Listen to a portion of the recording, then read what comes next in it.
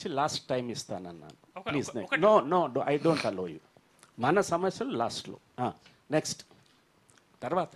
నమస్తే సార్, నా పేరు రాజు, ఆంధ్రజ్యోతి రిపోర్టర్ సార్. ఏం లేదు సార్, రైతు భరోసా గురించి కొంచెం స్పష్టత కోసం రైతులు ఎదురు చూస్తున్నారు. 70 లక్షల మంది రైతులు ఎట్లా అమలు చేయబోతున్నారు అనేది ఉంది. ఎందుకంటే 2 monthsలో మళ్ళీ ఖరీఫ్ సీజన్ ప్రారంభం కాబోతుంది. మీరు ఎలా చేయబోతున్నారు? రైతు భరోసాకు సంబంధించి ఎవరు ఆందోళన చెందాల్సిన అవసరం లేదు. గతంలో కొనసాగిస్తున్న రైతు బంధును ఇప్పటి వరకు 5 ఎకరాల వరకు ఉన్న రైతులకు దాదాపుగా 62 లక్షల మందికి రైతు బంధు వాళ్ళ ఖాతాలో పడ్డది. భవిష్యత్తులో రైతు భరోసా పథకము గుట్టలకు, చెట్లకు, రోడ్లో పోయిన భూములకు, లేఅవుట్లై బంగ్లాలు కట్టిన ప్రాంతాలకు ఇవ్వబడవు.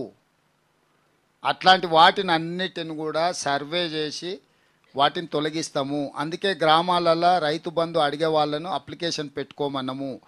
ప్రభుత్వం ఇచ్చే ఏ సంక్షేమ పథకానికైనా అర్హులు అప్లికేషన్ పెట్టుకోవాలి. అప్లికేషన్ పెట్టుకున్న వాటిని స్క్రూటినీ చేసి వాళ్ళందరికీ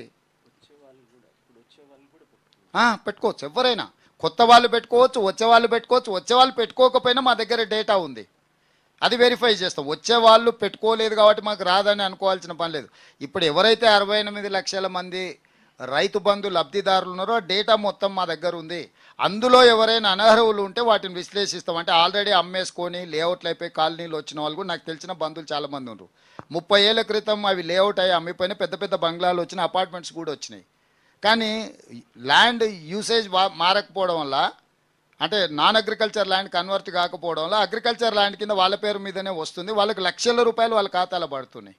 ఈ మధ్యలోనే మీ పేపర్లోనే రాసిండ్రు, నేషనల్ హైవేస్ కింద రోడ్లలో పోతే వాళ్ళకు కూడా రైతు బంధు వస్తానే ఉందని.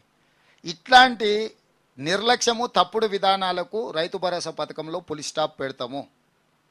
తప్పకుండా వాళ్ళని పెంచి, అంటే ఈ దుర్వినియోగాన్ని ఆపుతాము. నిజమైన లబ్ధిదారులకు పూర్తి స్థాయిలో అమలు చేస్తాం. సార్, శ్రవణ్ ఫ్రమ్ TV9 అండి. మిగులు రాష్ట్రంగా ఏర్పడిన తెలంగాణ అప్పుల రాష్ట్రంగా మిగిలింది. ఇప్పుడు ఖజానా ఖాళీ అయింది. 1వ తారీఖు ఉద్యోగాలకు జీతాలు ఇస్తున్నామని మనం ప్రత్యేకంగా చెప్పుకోవాల్సిన పరిస్థితి ఏర్పడింది.